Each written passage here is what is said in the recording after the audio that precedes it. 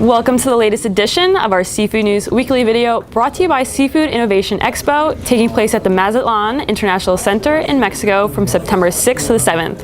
Visit expoinnovacionayp.com. I'm Amanda Buckle. And I'm Lauren Castiglione. Thanks for joining us. Our top story is perfect for Lobster Day, which is today. This month, science writer and biologist Christopher White released his fifth book, The Last Lobster, Boom or Bust for Maine's Greatest Fishery. The book warns that Maine's $1.7 billion lobster industry is in jeopardy due to warming waters. White predicts in his book that lobsters will continue to migrate north. While that won't be something that happens tomorrow, fortunately, the Maine Lobster Marketing Collaborative has appropriate measures in place to keep the state's industry afloat. Thanks, Lauren, and happy Lobster Day to you. And you as well. In other news, U.S. Reps Seth Moulton and William Keating, along with U.S. Senator Cory Booker, have introduced the Save Right Whales Act of 2018. If it becomes a law, the Save Right Whales Act, which actually stands for Scientific Assistance for Very Endangered North Atlantic Right Whales, would provide a total of $50 million in federal funds, distributed as $5 million over 10 years.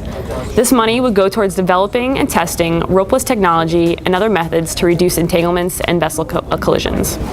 That's definitely an important bill, especially considering that there's only an estimated 450 right whales remaining.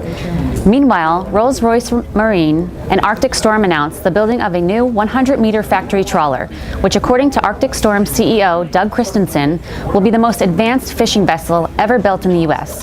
The $20 million contract with Rolls-Royce Marine is also the largest fishing vessel contract taken by Rolls-Royce, and the first Rolls-Royce vessel concept to be built in the U.S.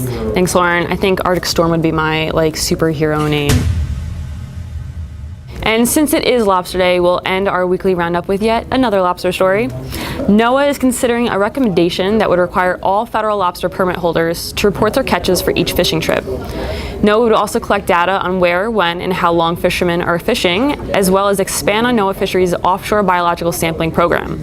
The government agency is currently collecting comments until July 16th. Wow, that would certainly have an impact on the industry if put in place. That's a fact.